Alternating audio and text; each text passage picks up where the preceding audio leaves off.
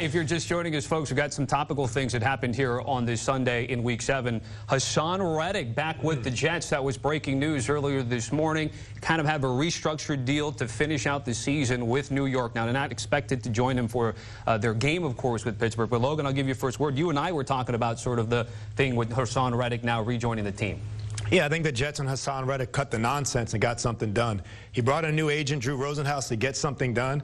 Try to get him traded. Nobody wanted him or couldn't get it traded at the price that he did. So at this point, you got to show up to work. I think the new deal, I don't know the exact details of it. From what I think from a player perspective happened is let's sign a new deal so we can avoid the fines or whatnot. Prorate the rest of the deal, whatever he had to get paid per game, what he was supposed to get paid per game, but we're going to find a way to get rid of those $12 million fines. I think it's a funny way to get around the league structure of the fines because you can't resend fines anymore. The new CBA says you're not allowed to do that, so I'm sure the agent's smart enough to find a way to make that happen with a new contract to pay him back for the fines. He's going to show up and get to work. And listen, the Jets are all in because if not, everyone in that building is getting fired. So they're all in with Devontae Adams. They're all in with Haason Reddick. It's time for him to show up, and he is a great pass rusher when he does show up, so I'm excited to see how it happens. The general manager won't get fired because he plays quarterback, so he will not get fired. He might retire. Well, if they don't win, if it goes bad, maybe. But, yeah, look, they need a pass rusher. They had to do something. They need help from the edge.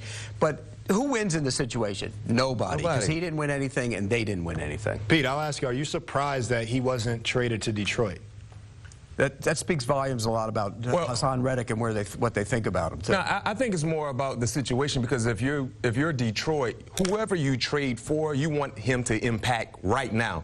Haason Reddick hasn't been in football activity the entire season, even though he's probably been working out on his own, but just being on the grass. He's not in football shape. Yeah, but so if you're Detroit needs you in 5 weeks when the stretch run starts. Detroit wants you right now. Yeah, but I think if I'm Detroit, I would prefer a player that's been playing football for a team more so than a player that has been in Japan working out on his own or whatever it was Haason Reddick has been doing. I think give me a guy that can step in right now and play. We might not see Haason Reddick play for the Jets maybe 2 more weeks. Yeah, but right now you have a bunch of guys in Detroit that have no sacks. Nobody has any sacks. But to your point, though, did they have to necessarily rush to make a trade? You know, so like Reddick and the Jets are trying to work out their situation. They don't have to make a move today. They could wait till the trade deadline. Yeah, they can wait till the trade. They don't have to be like you're saying. There's no big fish hunting. Right. They're looking in January, you know, so they want to make sure they get the right guy, the right trade. And the Crosby situation, if things continue to go the way that they're heading, where he's upset, the team is trading away stars, the price tag's not going to come down, but the trade, the reason to make the trade may happen. A 1 and a 3. Would you give it up for Crosby? In a second. Would you give it up for Garrett? Imagine having those two guys for years. Would you give up a 1 and a 2 for Garrett if you could do it? Yes. Yeah, you have to make a move. Garrett 1 and a 2, yes.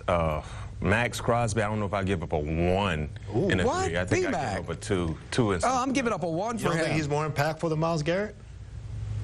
No. You're also talking about you have those two guys for years. They're 2 different styles of players. You got those 2 guys for years. Yeah. They're 2 different styles of players. When you look at Max Crosby, he's like a guy who never cuts his motor off. He's relentless. When you look at Miles Garrett is just an enforcer. He's like a bouncer, the physical nature that he plays with. It's all about what fits, which player would fit their style of defense best. Which one reminds you more of Hutchinson? Max Crosby. Of course. Aiden Hutchinson is a bigger Max Crosby. So I think you have to go get Crosby. You have to go get Crosby. Make the move. If you want to be a Super Bowl team, go all in and make the move. Well, you know one thing about Brad Holmes, he's a phenomenal GM, so he's not going to stay put. He might just see how it works out this week because clearly it can't make a move right now. But if he feels like there's a loophole within that front when it comes to getting pressure, you know Brad Holmes is going to make a move. You guys